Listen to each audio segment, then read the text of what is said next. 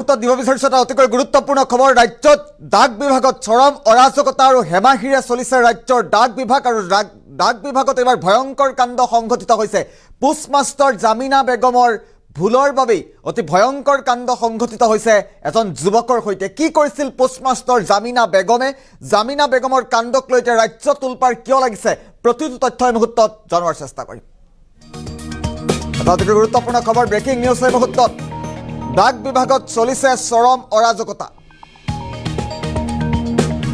ডাক বিভাগৰ চূড়ান্ত হেমাহি গাফিলতিৰ বাবে চাকৰি গ'ল শিক্ষিত যুৱকৰ নিযুক্তি পত্ৰ অহাৰ পাছতো ডাকঘৰতে পেলাই থলে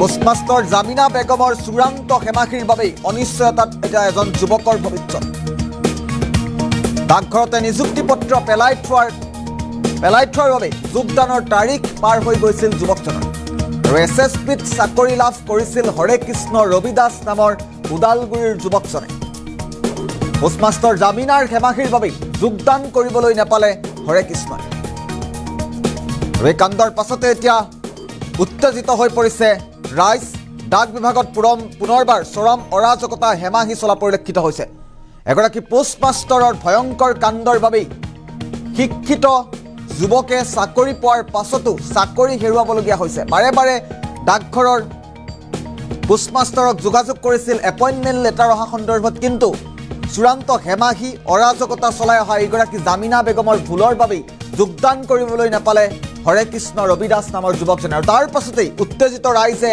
এইদৰে উত্তাল কৰি তুলিছে ডাকঘৰ চৌহদ এটো বস্তা লুকাই থৈ পোষ্ট অফিচৰ বস্তাটো পোষ্ট অফিচত থাকিব বাহিৰত কিয় এটো বেলেগৰ ঘৰত আছে এটো বেলেগৰ ঘৰ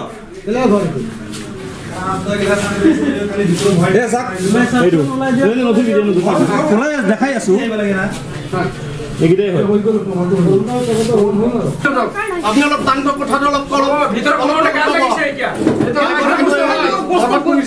ৰাইজৰ কাৰণে ইয়াৰ এপ্লিকেশ্যন আহে ৰাইজৰ কাৰণে ইয়াত আধাৰ কাৰ্ড কিবা নাম টান ফটো আপুনি ইয়াত এপইণ্টমেণ্ট যোনে ওলাই লৈছিল তাৰ একটা ক'ব দিছোঁ বস্তাটো ক'ৰ পৰা পাইছিলে বস্তাটো আছিল ভিতৰত এতিয়া নাই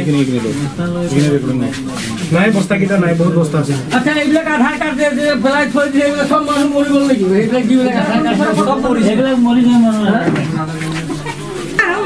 আমাৰ সোৱা দায়িত্ব আছে পঞ্চায়তৰ চেয়াৰম্যানৰ দায়িত্ব এবিসিডি পরিবর্তন এবিসিডি অন্ত পারে নাকি আর আজিকালি মেট্রিক পাস করলে 75% লাগে পিওন এটা চাকরি পাব কারণে এবিসিডি পড়ে পড়ে বছরে হাইবা দিও কা তিনটা মানে ইমান বেজত লৰা ছোৱালী বহি আছে উল্লেখ কৰিছিল পোষ্টমাষ্টাৰ জামিনা বেগমৰ চূড়ান্ত হেমাহিৰ বাবে অনিশ্চয়তাত এজন যুৱকৰ ভৱিষ্যত নিযুক্তি পত্ৰ পেলাই থোৱা তাৰিখ পাৰ হৈ গৈছিল যুৱকজনৰ চাকৰিত যোগদানৰ আৰু অৱশেষত তেওঁ চাকৰিত যোগদান কৰিবলৈ নেপালে এপইণ্টমেণ্ট লেটাৰ অহাৰ পাছতো পোষ্টমাষ্টাৰ জামিনা বেগমৰ ভুলৰ বাবে তেওঁ চাকৰিত যোগদান কৰিবলৈ নেপালে তেওঁ চাকৰি পত্ৰখন নিযুক্তিৰ যোনখন পত্ৰ সেই পত্ৰখন যুৱকজনক নিদিয়াৰ বাবে তেওঁ হৰে কৃষ্ণ ৰবি দাস নামৰ যুৱকজনে যোগদান কৰিবলৈ নাপালে এছএছবিত আৰু এতিয়া বৰ্তমান মুহূৰ্তত এয়া উত্তাল কৰি তুলিছে ৰাইজে চৰম অনিশ্চয়তাত এতিয়া ৰাজ্যৰ ডাক বিভাগ অৰাজকতা অনিশ্চয়তাৰে চলিছে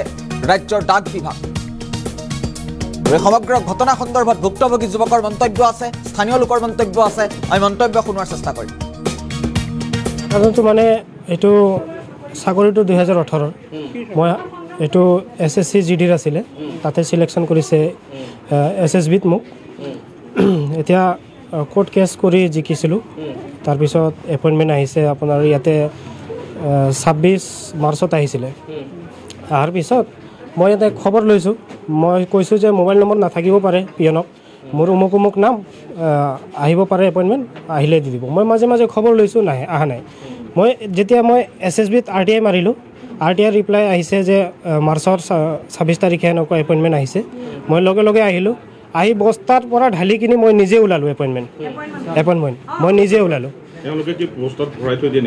হয় বস্তাত ভৰাই থৈ দিয়ে আৰু এনেকুৱা বহুত ধৰণৰ আছে এনেকুৱা এটিএম বাৰু এনেকৈ থৈ দিয়ে এটা তোমাৰ জয়নিং ডেট কি আছিল জয়নিং ডেট আছিল 13 এপ্ৰিলত আৰু মই চিঠিটো পাইছোঁ 17 মেত তেতিয়া অলৰেডি টাইম গুচি গৈছে তথাপি মই গৈছোঁ শিলিগুৰি যোৱাৰ পিছত তেওঁলোকে নাৰাখিলে তেওঁলোকে ক'লে বহুত পলম হৈ গৈছে, আমি নাৰাখোঁ, এতিয়া আমাৰ কোনো দায়ী নাই।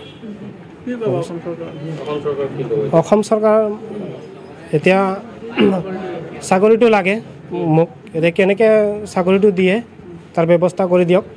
পোষ্ট অফিচে যে অৱহেলা কৰিছে তেওঁলোকক জামেনা বেগম বুলি গম পাইছোঁ পষ্টমেনৰ, এতিয়া তেওঁলোকক কি বিহিত ব্যৱস্থা ল'ব তেওঁলোকে ল'ব লাগে। ঘটনাটো আচলতে মই জ্ঞাত নহয়। এই যোৱাকালি ল'ৰা এজন আহিছে, ল'ৰা এজন আহি কৈছে তেওঁ চিঠি এখন পোৱা নাই বুলি। তাৰপিছত মই পিয়নক লগে লগে ক'লোঁ যে চিঠিখন বিচাৰি দিবলৈ, তেওঁ বিচাৰি দিলে। কিন্তু তাৰ এতিয়া গম পালোঁ চিঠিখন আগতে অহা আছিলে, তেওঁ দিওঁতে কিছু পলম কৰিলে। মূল কথা এইখিনিয়ে আচলতে। পিয়নে এইটো ক্ষেত্ৰত অৱহেলা কৰিছে। জামেনা বেগম, মই পোষ্টমাষ্টাৰ হিচাপে আছোঁ। এজন ল'ৰাৰ এতিয়া চাকৰিৰ যিটো ইণ্টাৰভিউত জইনিং কৰিব লগা আছিলে, এতিয়া তেওঁ ডেট পাৰ হৈ গৈছে, কি ব্যৱস্থা ল'ব এতিয়া আপোনালোকে? সেইটো চাকৰি দিয়াটো মোৰতো সম্ভৱ নহয়, কিন্তু আচলতে পোষ্টমেনৰ ক্ষেত্ৰত এইটো এটা অৱহেলা, ডাঙৰ অৱহেলা কৰিছে। মই নতুন গাঁৱৰ নিবাসী। মই হৰে কৃষ্ণ নামৰ ল'ৰাজনে যিটো চাকৰি পাব লাগিছিল ইমান দিনৰ আগত বস্তাৰ ভিতৰত এপইণ্টমেণ্টটো থৈ দিছে। কিয় থ'ব তেওঁ এপইণ্টমেণ্টটো বস্তাৰ ভিতৰত? হা, তেওঁ ইমান অধিকাৰ হ'ল নেকি? এপ্লিকেশ্যন ফৰ্ম আহিছে, তেওঁ আমি এইটো পোষ্ট অফিচ নহয়, পোষ্ট অফিচৰ মানুহে গৈ কেনে মানুহৰ ঘৰত দিব লাগে বস্তুটো, ইয়াত বিচাৰি আহিব লাগে নেকি? হা, এপইণ্টমেণ্ট লেটাৰ। আৰু আজি তেওঁ চাকৰিটো নাইকিয়া হ'ল এমাহৰ আগত। কিমান দুখৰ বিষয় এইটো।